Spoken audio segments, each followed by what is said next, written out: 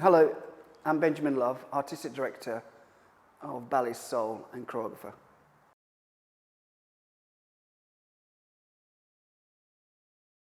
I originally was from Kenya, East Africa.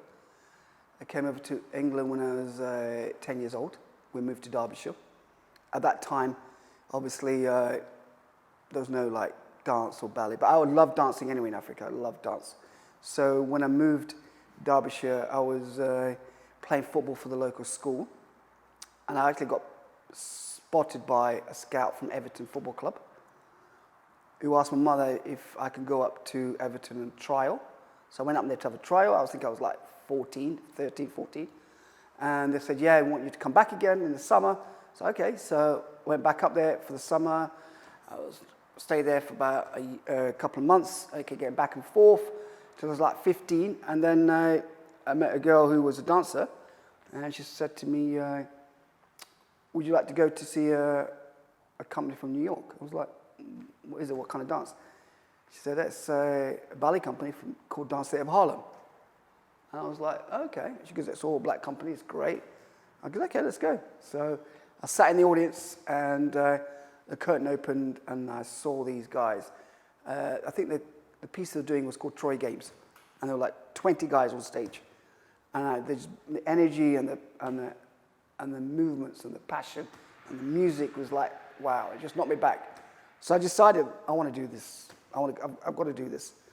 So I basically went backstage and waited for one of the artists. He came out, one of the dancers, and I said to him, listen, firstly, I love what you guys did on stage. It was fantastic. And I said, how do I get involved?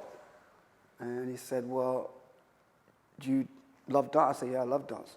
But do you do ballet? And I was like, never done ballet in my life. He said, well, start with ballet, and let's see where it takes you. Okay, good. Well, thank you very much for that advice. Went off, thought about it for like a couple of months. This ballet thing, I was like thinking, oh, ballet, okay, let me find out. So I had one day off in Liverpool. I looked around.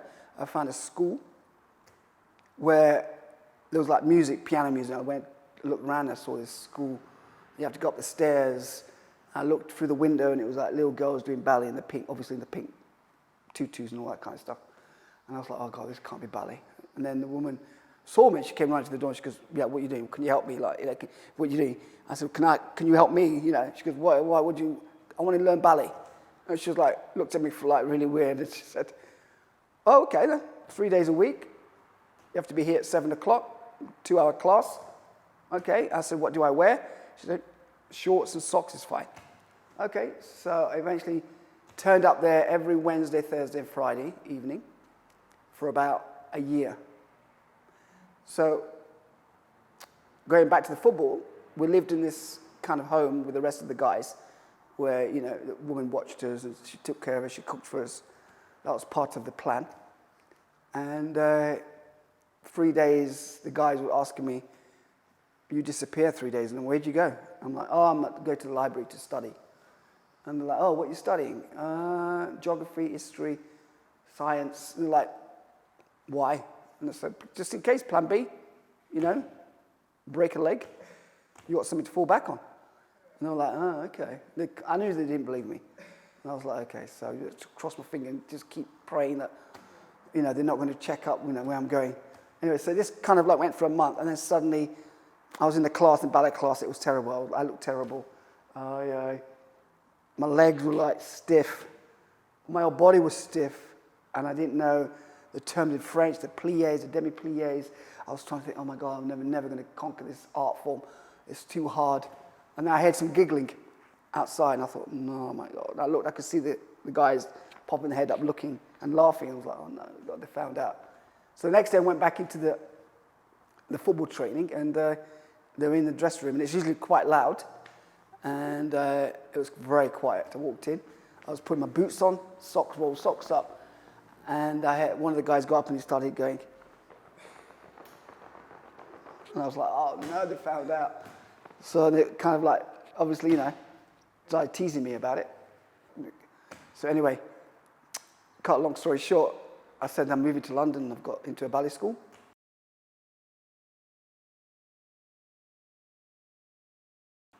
The first ballet school I went to was Rambert first, for 3 months. And then decided then to move to arts education school, where I met a few of the guys like Noel, Sebastian, Heaven, and myself. They were the only black guys in the school at that time, studying ballet. And we spent 2 years there. We really teamed up together. We would help each other in the studio. We'd look at all the great Russian artists, male dancers jumping, doing the double tools, pirouettes. We'd slow them in and we'd watch how they do it. Anyway, so 2 years finished. I decided I needed to go and train, go to New York and train with the Russian technique. So I looked up the great Russian teachers and I found one in New York. And I sent my video to him. He said, great, come over, we'll give you a scholarship. So I moved to New York and I spent 2 years training Russian technique and went to the American Ballet Theatre to do classes there. I met him in London first, a long time ago, and he went to New York and I thought, I've got to go train with him. He's a great teacher, fantastic teacher. All my focus was on the great Russian male dancers. I thought they were like the ones that I need to be on the same level. Yeah. So I never thought I actually bought my collar, actually. I never thought, okay, I'm black, I should have this. But no, I just needed to get this craft. I just need to learn this craft.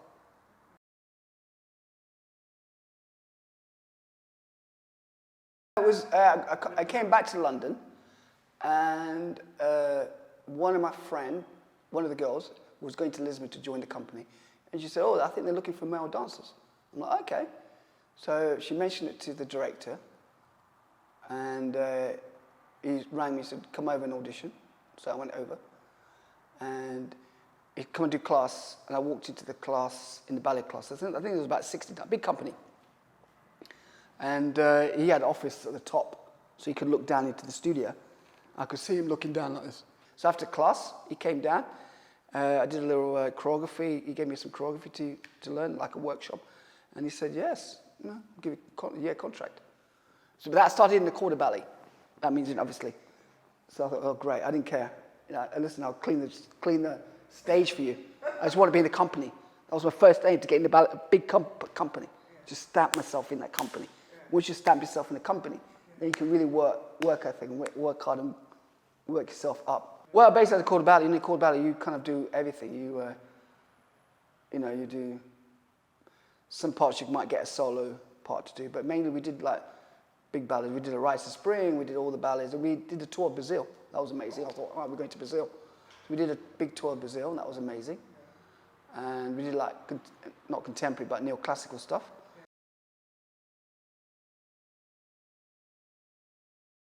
It's time now to see what's happening in London. So I came back to London, and luckily I heard about audition. And I wanted to go and do class with London City Ballet, and the director Harold King at that time. So I did class, and he offered me a contract.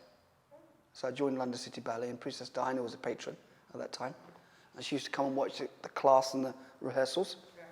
And London City Ballet was a good company, good dancers actually in the company, and they had a few black dancers. I thought, wow, great. After about a year, there was another. There was this guy called Simon from Central School of Ballet. There was what's his name? Darren Panton. Yeah, Darren Panton was there. He was great, and I enjoyed London City Ballet. It was fun, and we did lots of tours around United Arab Emirates. And I got back, and I just thought, and then I heard Christopher Gable was taking over Northern Ballet Theatre. And I quite liked Chris because I thought Christopher was a great dancer. And so I auditioned for Christopher Gable, and he said, yeah. So I left London City Ballet and went to Northern Ballet Theatre for 2 years. For a year and a half, 2 years? Yeah, 2 years.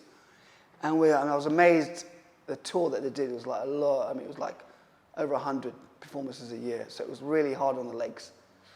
And I used to say, Christopher, listen, after I did a year and a half, 2 years, I said, listen, I need a break. My legs are because some of the stages were jumps, landing on concrete. It was and I said, my body's got to last longer than this. I was he goes, yeah, take a couple of months or a year off and see what happens.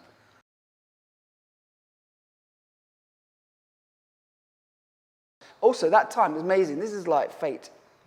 When we were there, they were actually filming White Nights. White Nights is about Mikhail and Greggy Irons, and they used in Lisbon. They used the Opera House because it looks like the Russian in St. Petersburg, like the same kind of building. And they used the studios to come around. So I was actually in one of the studios learning choreography, and I looked up and I saw Greggy Irons looking in like this, and he opened the door. He goes, "Oh, do you mind if I come in?" I'm like, "Yeah, come in." And then he brought in Mikhail Baryshnikov, and I'm like, "Can you imagine?" I was looking at all his books and his films when I was training, and now he's right in front of me. I went, even now I'm thinking about it, I go cold. I went all cold, and I was like, he goes, "Oh, this is," I go, "What's your name?" I go, "My name's Benjamin." I said, "Benjamin Love." He goes, "Oh, Love, yes." And he shook it. And then Twyla Tharp came in. And Twyla Tharp is a great choreographer. So they were like rehearsing there, because they're going to rehearse and doing the film in the Opera House. And I was like, wow. I was met Gregory Hines, Mikhail, and I met Twyla. I'm like, I came out of that studio and I went in to change him, and I just went, did that really happen?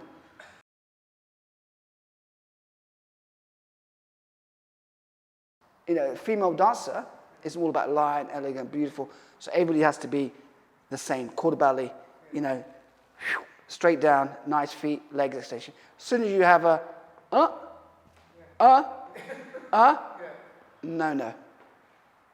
But Arthur Mitchell from Dance AF Ireland proved that all wrong. He proved it all wrong. When you get a girl who has all this, and you teach her ballet, she jumps, and you can see her fly through the air because of the power. Like Misty Copeland. Even me, when I was in the quarter ballet, the director said to me, you know, you're in the quarter ballet, that means you have to do, what you have to do is the same as that boy next to you. You can't be doing anything different, because I used to be like, doing something different, you know? He's like, no, you can't do that. Because you have this natural, you want to add a little flavor to it, but you can't. You have to be, and it's very hard.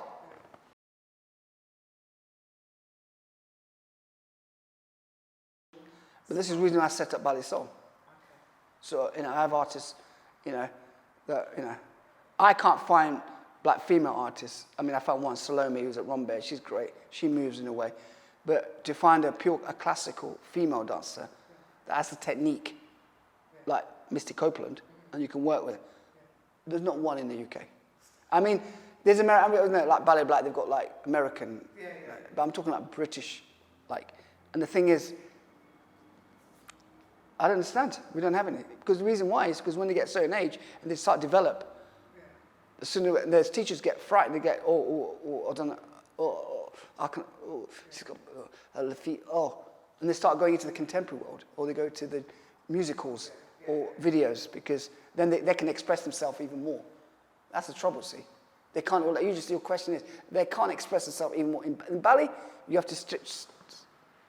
If you've got the technique, and you try and express yourself in a company that you've just gotten into, they don't want that. You've got to work in their rules first.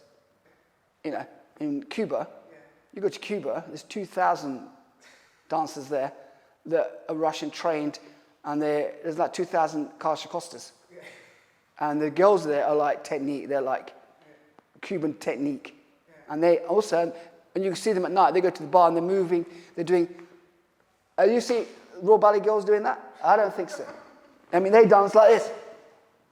Up, like, there's no rhythm in the bodies. There's no rhythm in the bodies because they're used to one rhythm, there's a piano. And there's not other rhythms.